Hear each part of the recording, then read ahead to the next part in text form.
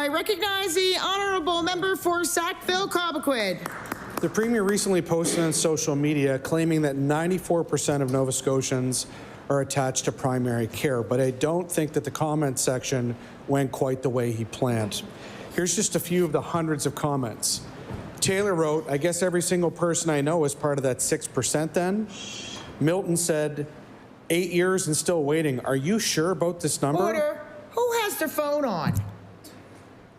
Please make sure it's turned off. I recognize the honourable member for Sackville-Cobequid. Lorene asked, does that number include those who were mysteriously removed from the family doctor wait list? I'll ask what these folks are wondering. When the Premier says 94% of Nova Scotians are attached to primary care, what exactly does he mean? I recognize the Honourable Minister of Health and Wellness. Thank you, Speaker. What I think all of us mean is that we have invested an incredible amount of money and time to ensure that Nova Scotians in this province are attached to a family practice, that we have set a goal for ourselves of 5% to make sure that, there's only 5% unattached rate. We're at that practically. We're just under or just over 6%.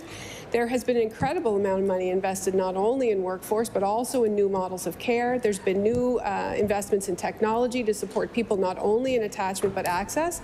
I think that everybody in this province knows that we've had our shoulder to the wheel, and not only is this the party of taxes, this is the party of fear, negativity, and I'm sick of it.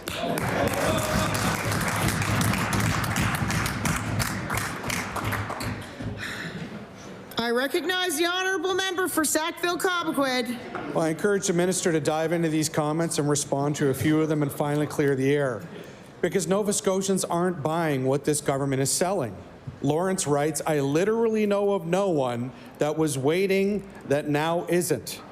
Adam says 7 years and still waiting for my 82-year-old mother.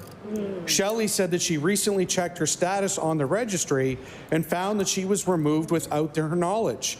And these kinds of cases are ones that we hear about regularly, Speaker.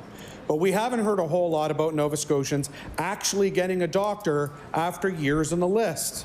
Why is this government more concerned with telling a story than it is with making sure Nova Scotians can access the health care they need?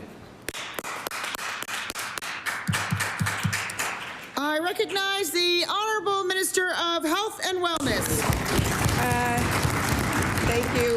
Thank you, Speaker. And I won't go into a history lesson of what it was like working as a nurse under that NDP government or that Liberal government. Because I'm going to tell you, it was dire. And we have worked very hard. Is it perfect? Nobody's standing here saying it's perfect. But what I can stand in front of is the fact that we have a Premier that said in an election, which beat both of those parties, and again in 24, that we were going to do everything we could to improve health care in this province. They'll be fine. Don't worry about them. I swear we have done everything we can and will continue to do it. And none of them over there could do any better.